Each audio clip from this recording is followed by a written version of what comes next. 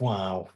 It feels like ages since we actually had the last big card to actually talk about and predict, but here we are, Jaron and his boots versus Lima full card predictions. Let's get right into it then, starting with Giorgio Visioli versus James Wilkins. I think it's the biggest test of Visioli's career, definitely. I expect him to win. I'm gonna say Visioli.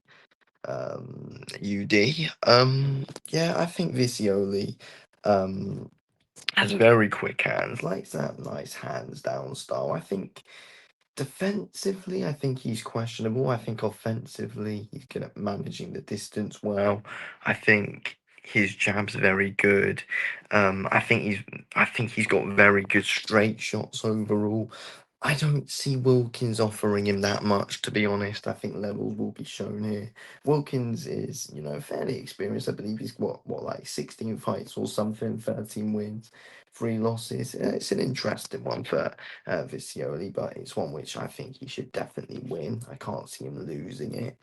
But yeah, I think it could be one where, he's going to learn a bit about himself. I think in his last one, Visioli, whenever his opponent pressured him in the last one, there were questions around it. Dave Allen was questioning his defense and commentary, which was interesting. But um, no, I think he should win. I think his counters are good. He's always waiting for the counters, and if Wilkins does back him up, I think counters is his best kind of defense for Visioli. I think they say offense is your best defense, and I feel like that is what Visioli does show quite a bit. So I'm gonna say Visioli wins UD. I don't see James Wilkins flopping. I don't see him getting knocked out. Visioli does a power, not one punch knockout power, but I think he's got great boxing skills overall, and I feel like he's got a nice style to watch.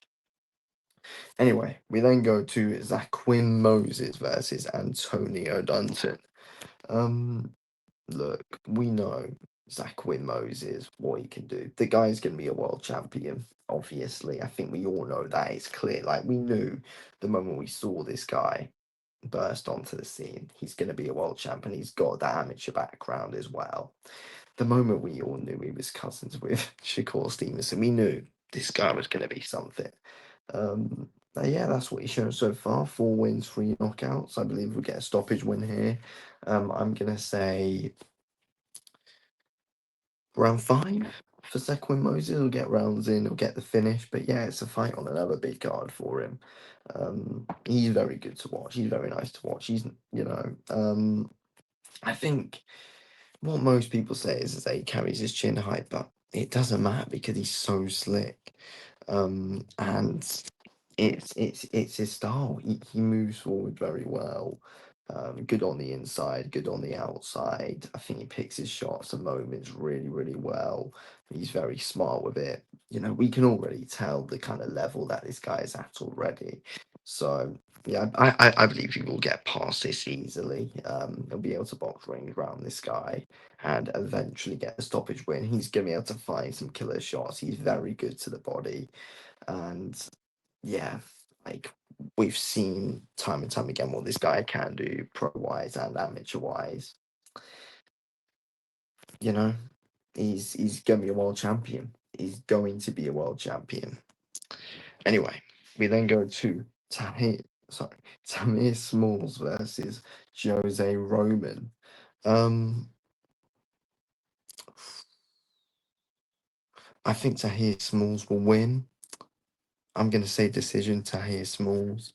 Tamir Smalls, that's what say his name. Tamir Smalls. Um, I think the thing is with Jose Roman is I just think he's going to get bullied. I just think, Tamir Smalls is massive for the blade division as well. He weighed it like 11 pounds heavier over the bloody limit for his last one. And he was already big for the division anyway. He was already big for the division. Size will win the fight, definitely. He's going to be way bigger than Jose Roman naturally on the night. So obviously he will after the weigh-in. Yeah, No, I reckon it might be a stoppage. I reckon it might be a stoppage. Yeah, I reckon Tamir Smalls will be able to bully him to a stoppage. I'll say 6 or 7 or something like that, round wise. Um, I think I think Roman moves well, but I think his defense is questionable. I think he's going to be able to be pinned down. I don't think he's overly strong either. I think Tamir Smalls has got every advantage in the book over Jose Roman. Jose likes to box and move quite a bit, but Tamir Smalls is just going to come in landing some massive shots, and I think Tamir Smalls works well behind the jab. I feel like he can be a bit wild here and there with the shots he throws. Doesn't think all the time, but I think he's going to pin down Jose Roman, and I think he's going to be able to stop him. I really do. I think Tamir Smalls will be able to get the stoppage win here. Anyway, then we then go to a very interesting fight in the heavyweight division: Alexis Barriere versus Guido Vianello. Um,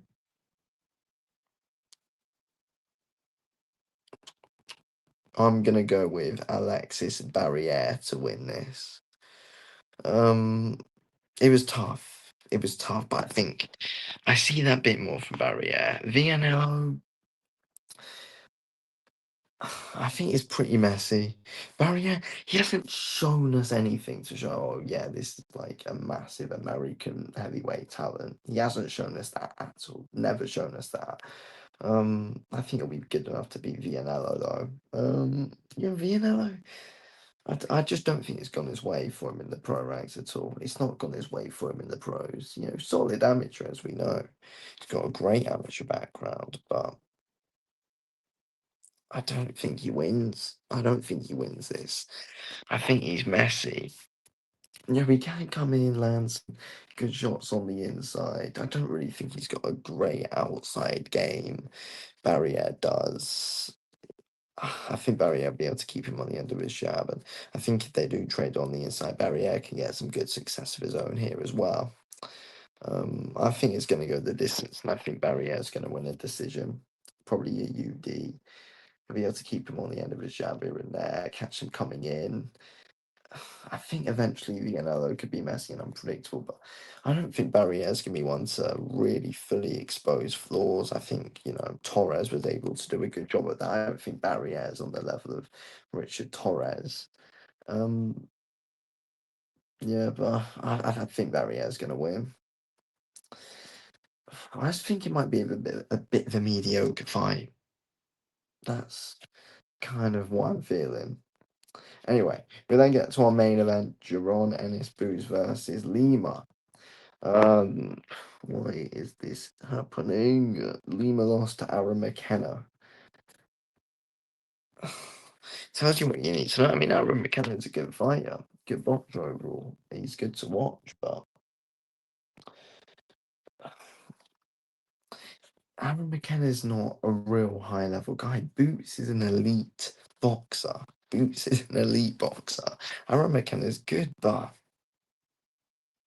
Boots is leagues above him. And when I say leagues, I mean leagues above him. It's not remotely competitive. I think Boots is gonna win inside 3 rounds. He's got to. No reason why he shouldn't. 2 or 3, I'm gonna say for Boots. Could even be in the first round. Boots is elite. Boots is class. The way he dictates the fight with the lead hand, I'm worried for Lima's health after this one. Jesus Christ, it's gonna be brutal. It's gonna be brutal. It's not a good look for Boots. Why is he taking this fight? Why? And how's Lima even in this position to get this? I don't know how. I don't know how. There's not loads to say. Boots is just leagues above him, and you can just see. It's an awful matchup, an awful matchup. All I can do is shake my head at it, honestly. Anyway, thanks for watching.